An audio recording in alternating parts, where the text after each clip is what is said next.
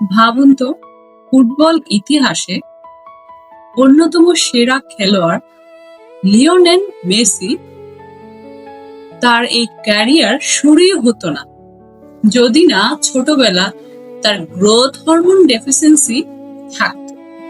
কি বিশ্বাস হচ্ছে না? চলুন জানি।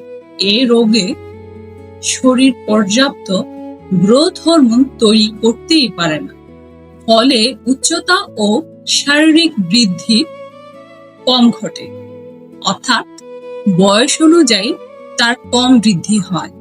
আর আপনি কি জানেন, মাত্র 11 বছর বয়সে লিওনেল মেসিকে নিয়মিত গ্রোথ হরমোন ইনজেকশন নিতে হতো। চিকিৎসা ছিল খুবই ব্যয়বহুল।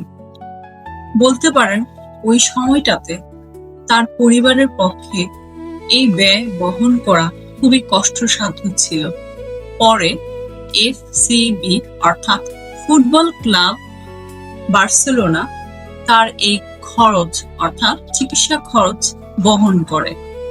আর ওই সময়টাকে মেসির জীবনের সবচেয়ে গুরুত্বপূর্ণ সময় বলে বিবেচনা করা হয়।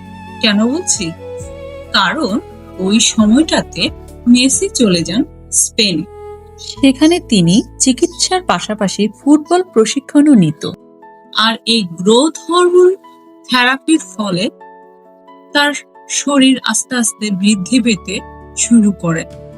অর্থাৎ সে যখন প্রাপ্তবয়স্ক হয় তখন তার উচ্চতা 1.7 মিটার অর্থাৎ 5 ফুট 7 ইঞ্চ পর্যন্ত লম্বা হয়।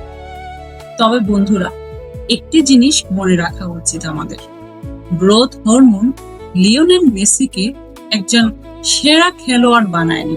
অর্থাৎ গ্রোথ হরমোনের জন্যই সে ফুটবলের জাদুকর হয়নি। তার কঠোর পরিশ্রম, তার কঠোর অনুশীলন, তার কঠোর একাগ্রতাই তাকে বিশ্বসেরা বানিয়েছে।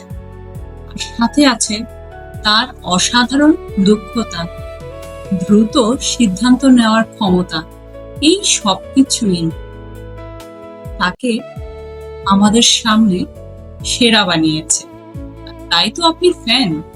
তবে একটি প্রশ্ন রইল আপনাদের কাছে, মেসি কি শুধু তার পায়ের জাদুতেই খেলে, নাকি এর পেছনে আছে এক দারুণ মস্তিষ্কের ক্ষমতা?